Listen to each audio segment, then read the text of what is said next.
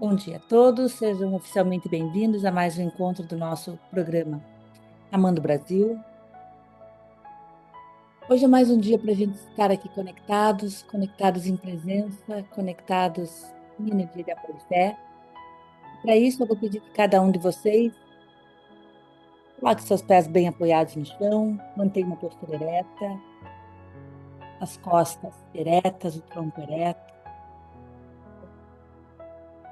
Nesse momento, nós vamos permanecer no aqui e agora, deixar de lado todas as preocupações e todos os pensamentos, buscar focar a nossa atenção para cá. Vamos fechando os olhos, inspirando o ar, contando até 3. Segura um pouquinho, expira e conta até 6. A expiração é mais lenta, a expiração é suave e é gentil. Novamente, inspira o ar, conta até 3. Expira o ar e conta até 6.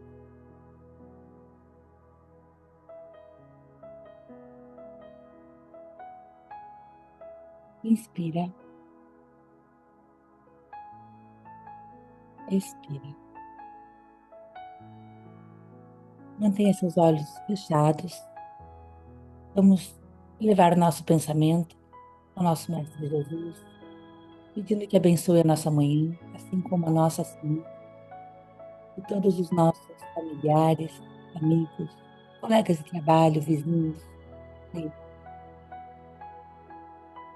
A luz está sendo propagada nessa manhã aqui, através da reunião de todas essas pessoas que desejam se conectar de forma mais elevada com a sua espiritualidade. Toda essa luz possa ser sentida pelas pessoas que passam por nós. Que essa luz seja direcionada a todos aqueles que mais necessitam nesse momento. Seja pelo sofrimento físico, seja pelo sofrimento emocional, seja pelo coração endurecido com pouco café.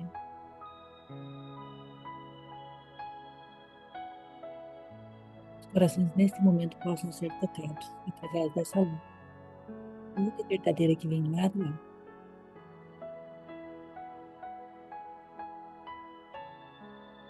Vamos manter os olhos fechados, revisar a nossa última semana, de acordo com a palavra que nos foi concedida, que era o não julgamento.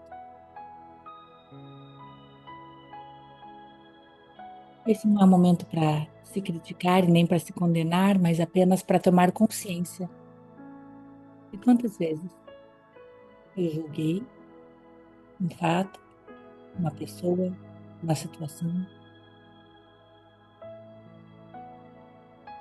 e quanto eu posso ter sido injusto ou injusta nesse meu julgamento, sem conhecer de fato todo o espectro daquilo que estava envolvido.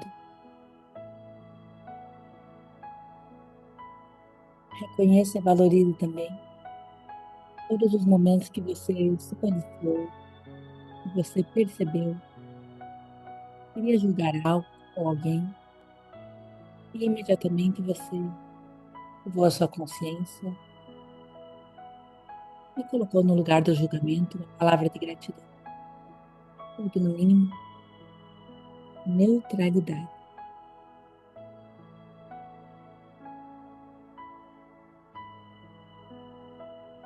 Esse ainda é um labor difícil de operar, não julgar. Que Deus modele o nosso coração. Ele esteja presente conosco ao longo de todo o nosso dia, nos dando consciência e lucidez,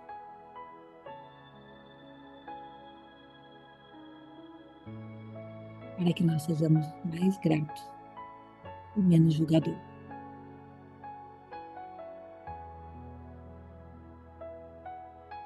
Agora traga para sua mente, para sua tela mental, Então, motivo de gratidão nessa manhã, aquele verdadeiro, genuíno, motivo real, que faça com que você, de fato, sinta a gratidão dentro do teu coração.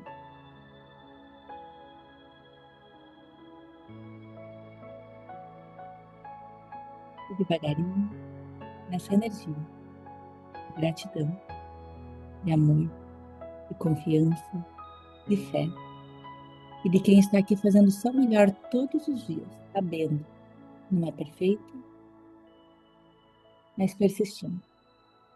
A sua reforma íntima, com esse sorriso no rosto, com essa alegria por tudo que nós temos recebido, nós vamos voltando para cá, abrindo os nossos olhos, dando parabéns para a Libe, parabéns, Libe, feliz aniversário. Deus abençoe a tua vida com muito amor, com muito carinho. E agora vamos começar com a Carol. Carol, vamos dar sequência.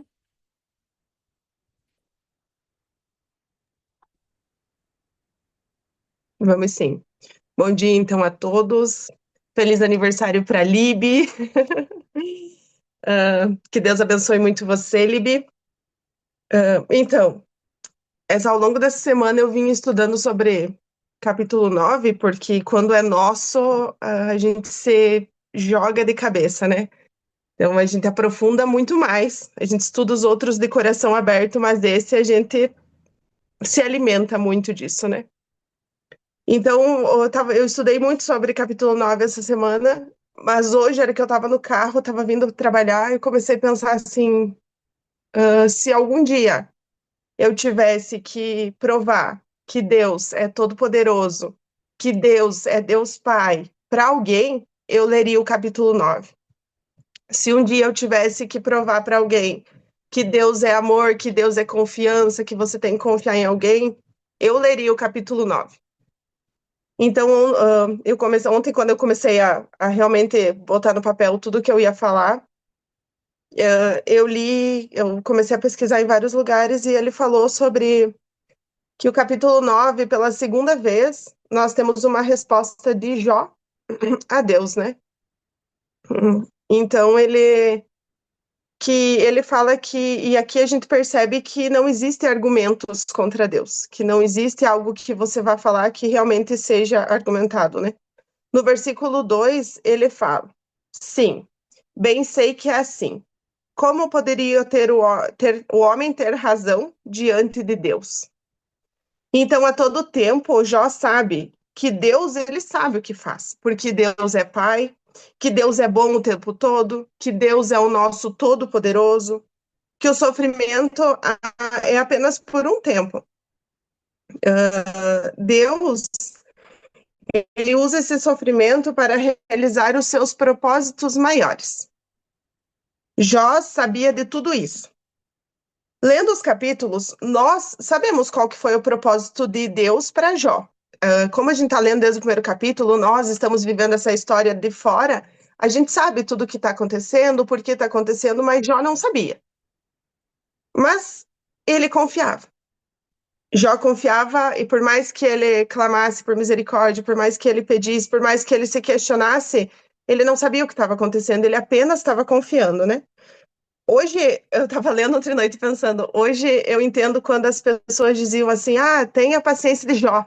Você tem a paciência de Jó. Hoje faz sentido isso para mim. E isso que eu sou católica desde sempre, minha mãe sempre me levou para a igreja, mas só hoje eu comecei a entender isso. Que hoje, né, tem pessoas que têm realmente a paciência de Jó, porque Jó foi um homem muito paciencioso. No versículo 15, ele fala: Ainda que eu tivesse razão, não poderia responder. Pediria clemência ao meu juiz. Pediria misericórdia. Quantas vezes ouvi a minha mãe rezando de um tempo para cá e pedindo misericórdia? E eu ficava, realmente, hoje a gente tem que ser, a gente sabe que a gente tem um Deus misericordioso, né? Ainda assim, mesmo na angústia, a gente vê Jó confiar. Ainda assim, é invejável ver a confiança de Jó no processo. Ao invés de lamentações, a gente vê confiança, a gente vê ele pedindo clemência, e em nenhum momento ele julgando a ação de Deus. Então, a palavra que hoje eu trago para nossa água, a palavra que eu trago hoje para nós se purificar disso, né, na nossa aguinha, é confiança, né? Confiança em Deus, mas a palavra é confiança, para a gente confiar no processo que tudo está acontecendo, realmente é para algo maior, é para algo grandioso. Então, como a Márcia diz, né, trazer exemplos reais. Há um tempo atrás, todo mundo, a maioria das pessoas sabem, eu acabei perdendo meu irmão de uma forma muito cruel. E no tempo a gente não entendia o que estava acontecendo. Acabou que meu irmão faleceu, os meus pais se separaram e eu tenho a minha família, mas a minha mãe acabou ficando sozinha. E de uns dias para cá, minha mãe vem muito debilitada. Ela vem sofrendo muito por causa da depressão. Ela já não pode mais ficar sozinha, né, em casa. E aí, ontem eu comecei a pensar, que exemplo real eu vou trazer? E realmente, essa semana passada, eu decidi que eu ia trazer a minha mãe morar comigo. Por mais que eu ame ela, nesse momento está sendo uma ação de honra, né? Honrar os meus pais e eu tô honrando a minha mãe. Eu tô trazendo ela morar comigo e eu tô confiando no processo. Eu já conversei com meu esposo e desde o começo eu fiquei pensando assim, como é bom estar aprofundando Provérbios, como é bom estar aprofundando Jó, porque hoje eu vejo que essas, né, provações que a gente passa é para algo grandioso.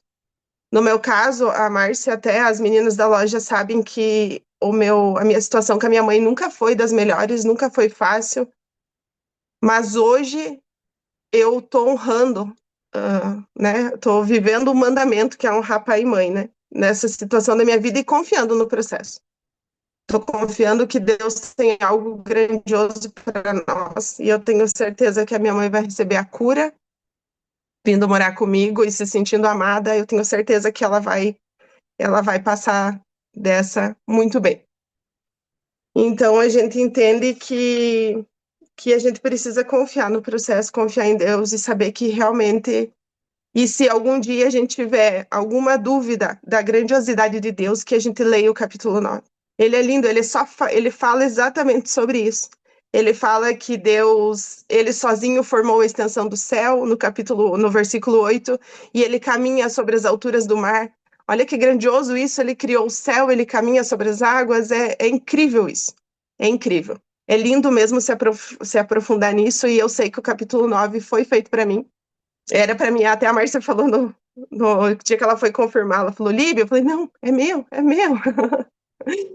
E realmente, eu espero que vocês tenham lido de coração, espero que quem não leu, que realmente leia o capítulo 9 de novo e se aprofunde nessa confiança em Deus. Que eu tenho era isso hoje.